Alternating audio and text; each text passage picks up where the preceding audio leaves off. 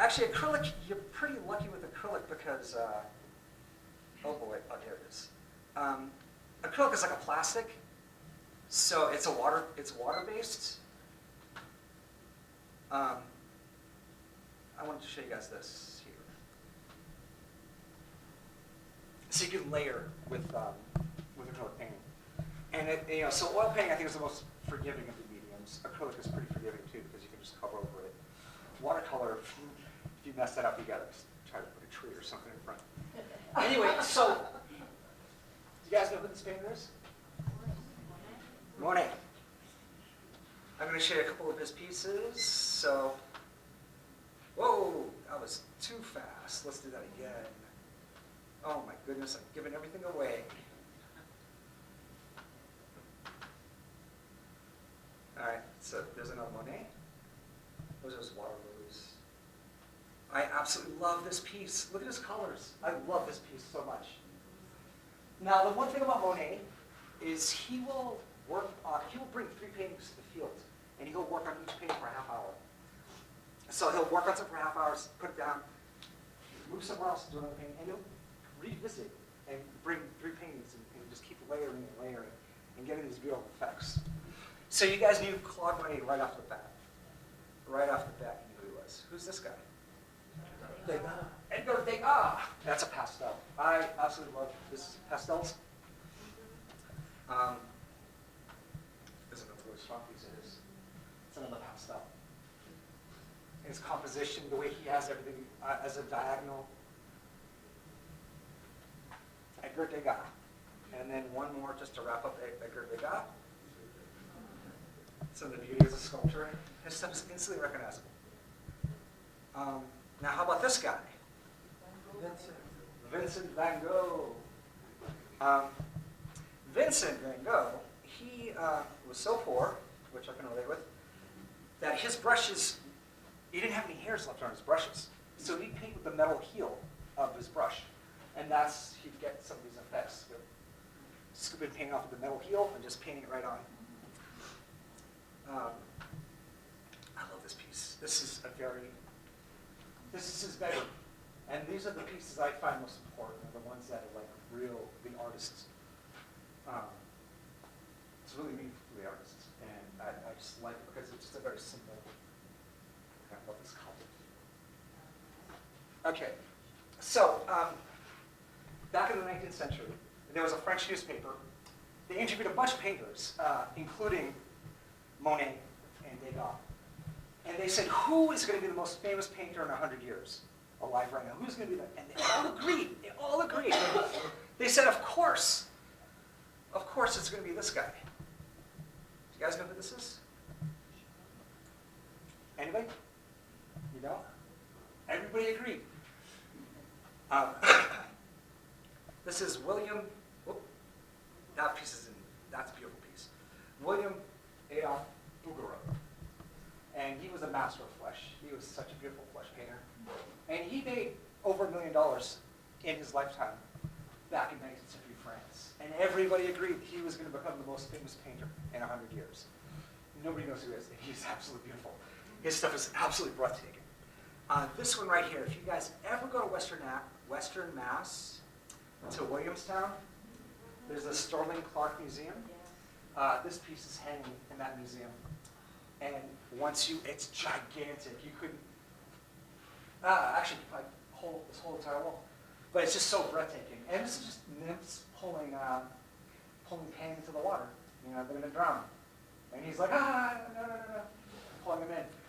But so what I want to illustrate with this, though, is it doesn't matter. It doesn't matter what people think about your work now, as long as you stay real to yourself and you don't fake it and you don't do things that you think people want. So okay, there's an old Haitian proverb. Behind that mountain is another mountain.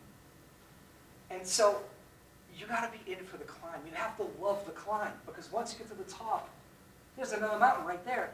So if you're not loving the climb, you're not going to love the mountain. And it's It's doing it. It's the mandala. It's the same. You got to love doing it. You got to be in that meditative state. There's another quote I've heard too, is learn to love work with no end.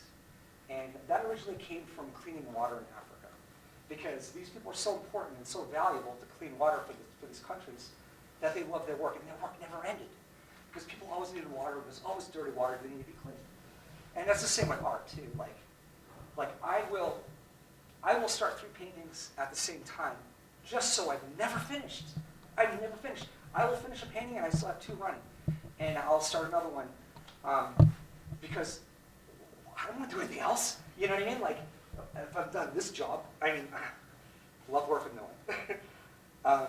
So here's a few quotes that I've kind of gathered that I want to just give to you. I'm going to rely on these cards a little bit. So these are important life lessons. Actually, this is so important I tattooed it on myself. It's art for art's sake. Really, you got to do it for the sake of art, for the sake of beauty. I guess I really can't elaborate that too much, but also another important thing too, and I was kind of stressing with this, there is nobody else in the world quite like you, okay? And you guys need to embrace that, and you need to show that to everybody, because you are, even if you're alike, you're still quite unique. There's another one. This is not to do with art, but this is life in general.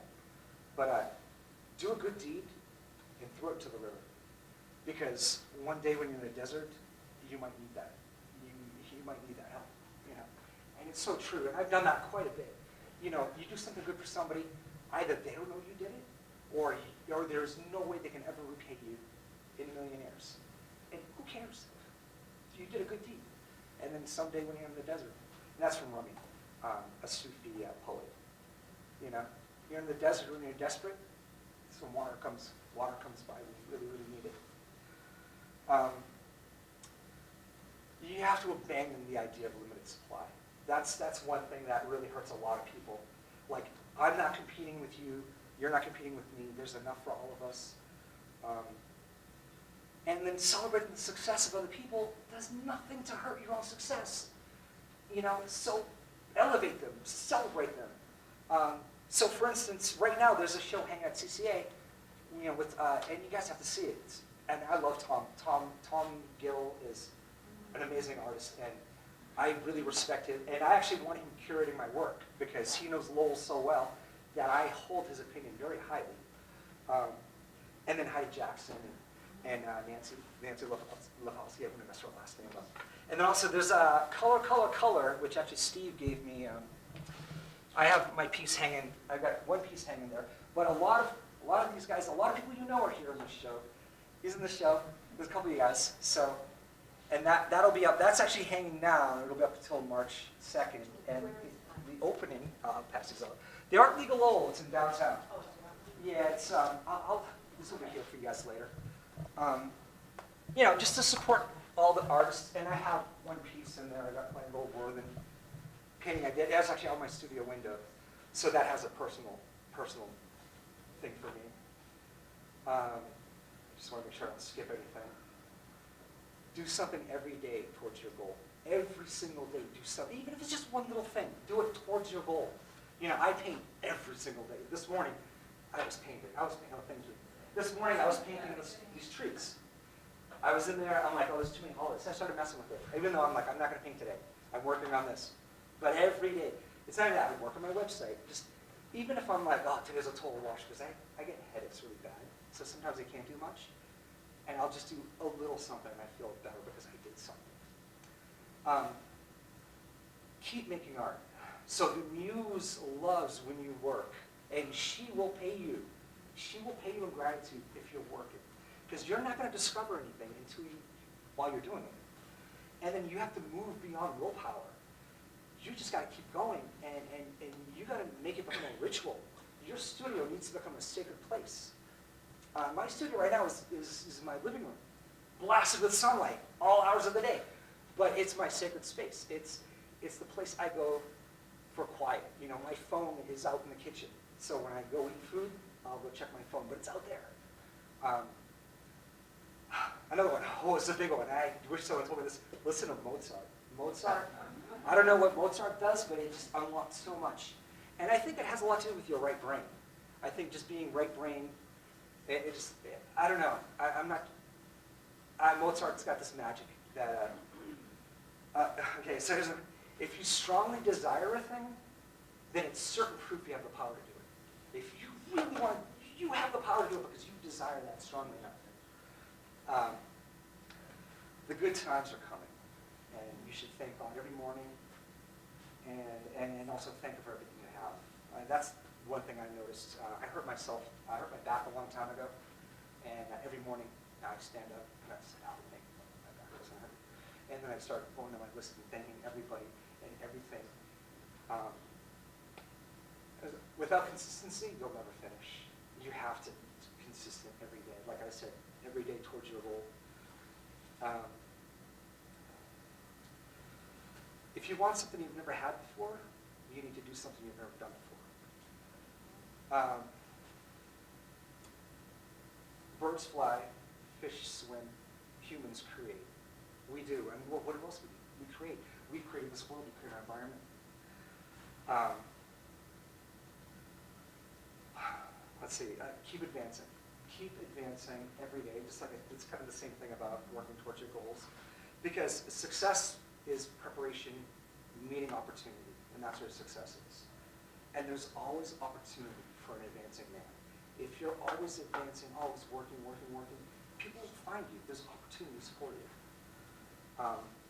So I turned 50 before I even had a voice. I'd be painting still life and still life and everything, portraits.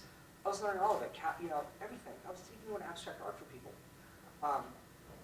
But then, just one day, I realized, I'm like, oh, I was born in Lowell. I know Lowell so well. I know all the little neighborhoods, all the little alleyways, that I'm unique for that job.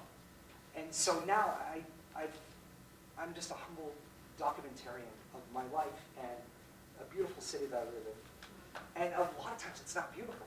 A lot of times it's scary. A lot of times it's dangerous. But I still try to find something in there to elevate. Great architecture. And the beautiful architecture. Just the silent witness over centuries of what's been going on. But okay, so this is the most important thing. A creative person is like a fruit tree bearing fruit. And you can suppress it, but it's really bad for you. It's really bad. So do not suppress yourself from creating. Just don't do it, please. Because it comes out all these other ways. And so this is the end. And thank you, Barbara and Elaine. Thank you so much. And any questions you guys have, I'm here. Anyone's art that's on the walls, I want to look at it and I want to talk about it. And from my heart, thank you so much. So we have about, this is my first time ever doing this. I've done demonstrations, I've done critiques, but I've never tried talking all the way through. So that was my first time. So thank you so much. So if you guys have any questions or anything you want me to elaborate on, yes? You started in the very beginning, you mentioned having a northern light in your studio. Can you talk more about that? Because, I'm not sure It's okay. what difference it is. It's great because I didn't either, and so it's perfect. So if you picture a house, right? Picture the house and picture your windows. If you're lucky, you'll have some windows facing north. And those usually have the fewest amount of windows in a house because it's the coolest side of the house. But when the sun rises in the east, and it swings around the south side, and then it sets on the west. So the sun never travels to the north. So if you have windows facing the north, the sun never intrudes. So you don't have shadows racing across the room. You just have dull ambient light.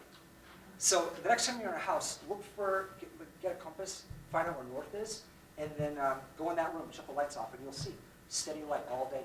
And that's when you're doing still life painting. It's there all day. I know sometimes during the summer you get anomalies. So sometimes the light will come in. But north light. So John Singer Sargent, I know his studio in England, he had western exposure. So in the morning, he would paint. First thing in the morning, he'd go out and he'd be painting. He'd be painting in a studio in the morning. And then after lunch, he'd have lunch and do all his business in the afternoon. So he'd only paint for the first half of the day. So it didn't matter. So if you don't have north light, like western exposure is good too. So like the sun comes in at night, you probably want to be on the side of the house. Any So other? it's mainly just because there won't be as many extreme shadows. Yeah, the light is steady, it's subdued, and there's no shadows. Yeah, and plus the light changes color. You get orange light coming in, red light coming in. So this is just a cool, steady light. So anything else on? Yeah, I have one. You said you used French ultramarine blue and Viridian blue, right? Sorry, Viridian green. Only Viridian green. Yes. So that sky looks like a cerulean blue Oh, sky. sorry. Yes. Sorry. No, it's not cerulean. What It is Ceres blue. Yeah. So that is, sorry. Thank you. Okay. That's Ceres blue. It's French. It's what the old cerulean used to be Oh, before really? they messed with it. Because I know you can't get that from French ultramarine. No, you can't. No. Yeah, thank you. Thank you. Like I was saying, like curry, you kind of use curry. And I've been noticing, I've been painting like some winterscapes, and I've been using just as a formula. I've been using the sky color, Yeah. and I'm like, why does that look stupid? And I'm like, oh, it's the wrong color. Oh my goodness. That should be all ultramarine, not Ceres blue. And to answer your question, I think it's Rembrandt that has the Rembrandt is the one that has the best quality Ceres blue. If you go on my YouTube channel, you'll see it there. I talk about it. I actually mix it with red because those two colors with red makes beautiful, beautiful grays. And as a limited palette, here's another one. There's another color that I don't have. That's another one. That's quinacridone red. So that's another one. That's like more curry or peanut sauce or something. Something that's not normally you would flavor with.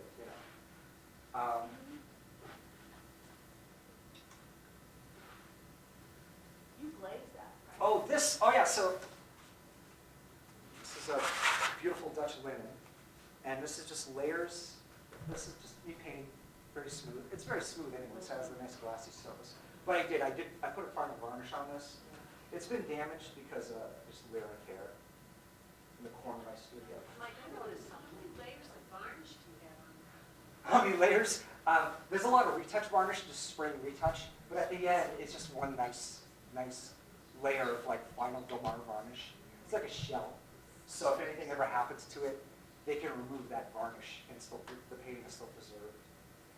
A lot of restorers will, the whole painting changes. So the Whistler House, there's a painting of Whistler's mother. It's very brown. That was Whistler's niece, I think, painted that. And then after she started painting it, they restored it. And then it's all blue and gray. It was totally different. Because she painted what the varnish looked like. The old mellow varnish from years and years. Let's see what else. You guys got any other questions? Go ahead. The far left, the one in the frame. Oh, yes. Is that an oil or a drawer? Oh, yes. I didn't even talk about that. So this is a color pencil drawing. Yes. So I've been doing a series of churches, and this is no longer a church, but it's the St. John Baptiste Church, and it's in Little Canada. And there's a local artist, Quest 9. She did a mural of Jack Kerouac. So what I do is I will stalk the city at night like a crazy person. And if it's snowing or weird sleet or weird weather, I will run out and start taking pictures. And so I gave away all my color pencils, so I had to go and buy colors when I needed it. And the one color I realized was pink. There's this pink, I'm like, oh, I gotta go out and buy pink. I had no idea I needed that pink. And also tone paper too, that's another, people that draw, if you draw on tone paper, you're gonna look like a genius. You're gonna look, the mediocre drawing is gonna look amazing on tone paper. And if you're a great artist, then you're gonna look like a master.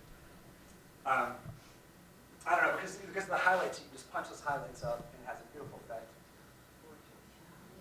I love this series that you're doing. Of the cities, well, yeah, it's my forever series now. But this little one, sometimes I would cause look, I'm like, oh my God, you know, instead of looking at the road. And then I'll try to find a place to pull over, jump out of my car, run up. So this is in the acre. This is on Mount Vernon. So it's kind of like, I don't know if you guys know what Broadway Street is, but it's near there. I noticed on that canvas down there and the one you tore up, Yep. in the back, turn it around, Yep. you keep one side as the Dutch linen and you have the others primed. Oh, yes. Well, it actually comes this way. It comes this way.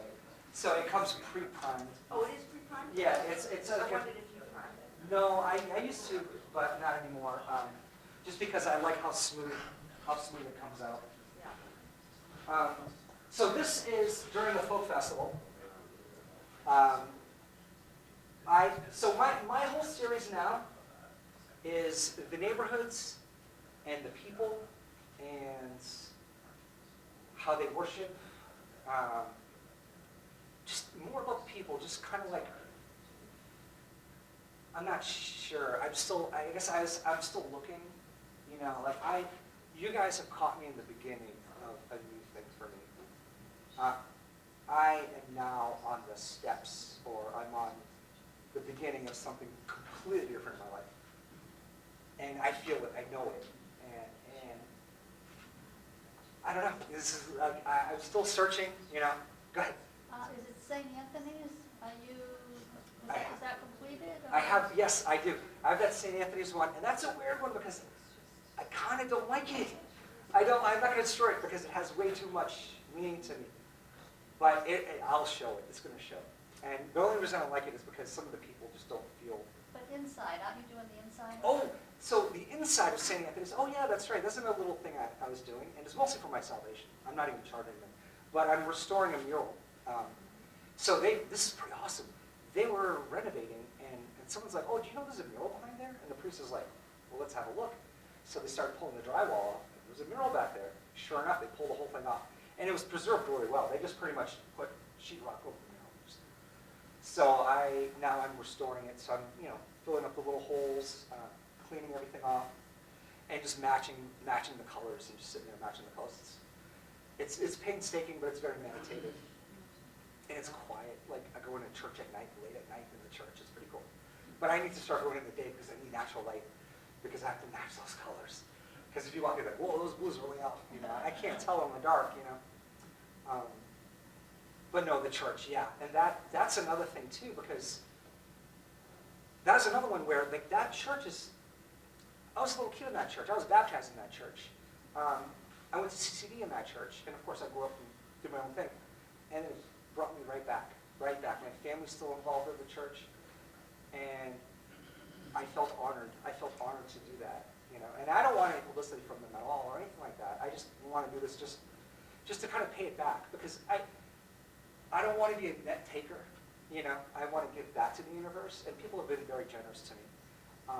I've gotten a lot of things from people from their kindness, and I want to give back. I want to share, especially being gifted with talents. You have to share with everybody. You have to give to everybody. And if God loves that, then he's going to multiply it for you. He's going to give you more resources so that you can spread it even further. And that's kind of where I'm kind of going, I have my sights set towards national galleries right now because I need to be represented. That's my big thing right now. I need representation. I do all right selling my own work by myself, but a lot of it will sit around for a while, and I just need to ship it to someone that can actually take care of that stuff. So that's my new stage in life. Also more international shows, because I want the city. I want people to fall in love with Lowell in New England, and have people come and just see this place. I don't know. It's like there's another saying: "Light yourself on fire with passion, and people will come from miles to watch you burn." And it's true. I mean, it's people are like, "Oh my God, did you see?" I don't know. But I don't know if you guys have any other questions, but I'm so grateful for you guys. Oh, Jay. I'm curious, but your still life you're working broad colors and forms and shapes. That seems like a very different way it's like night and day. It's night and day. We're talking about illustration earlier, and this is kind of what I'm doing. I'm sort of kind of going towards that whole illustration thing because I'm trying to tell a story.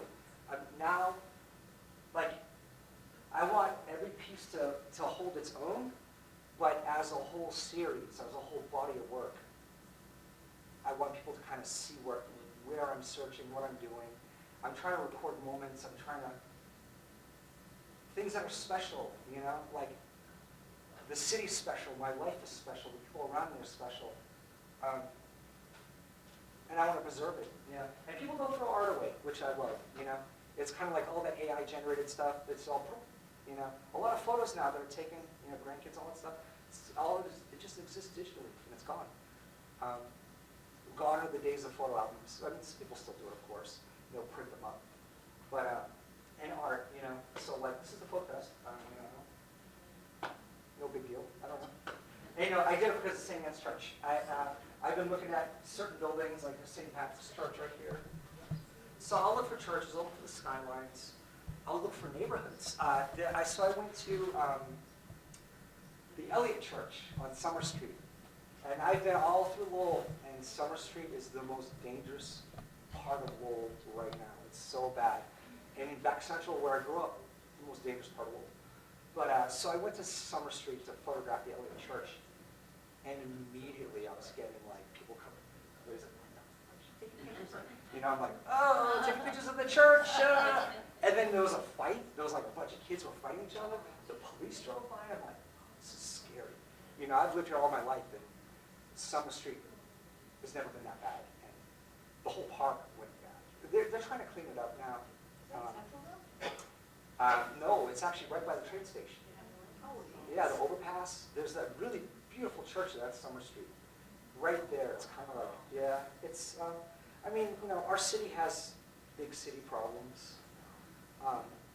But it's still like, I am going to do a series, I'm going to do a painting of Summer Street. Because it's important. You know, I'll do research on some of the churches. I'm like, Elliott Church, 5 stars. I'm like, 5 stars? What are they rating churches? And I look at it and say, if you're hungry, you need a place to go, they're open between 3 to 5. If you're cold, you want to get inside. And so it's like there's a soup kitchen, and everyone's very friendly. You know, I'm like, oh, this is, you know, and I love that. And I have something special. I haven't started that piece yet, but once I do, I feel like, I don't know, guys. Like, this is all still, like, talking about my current body of work, I'm still searching, you know. And I don't want to find an answer, because I want a job that's never going to end. I want to keep doing this and doing this and doing this, you know, like, I don't know. I read some of Jack Kerouac. I've read it before, but since I worked on this piece, I've read a lot, you know. And he does kind of talk about the city, and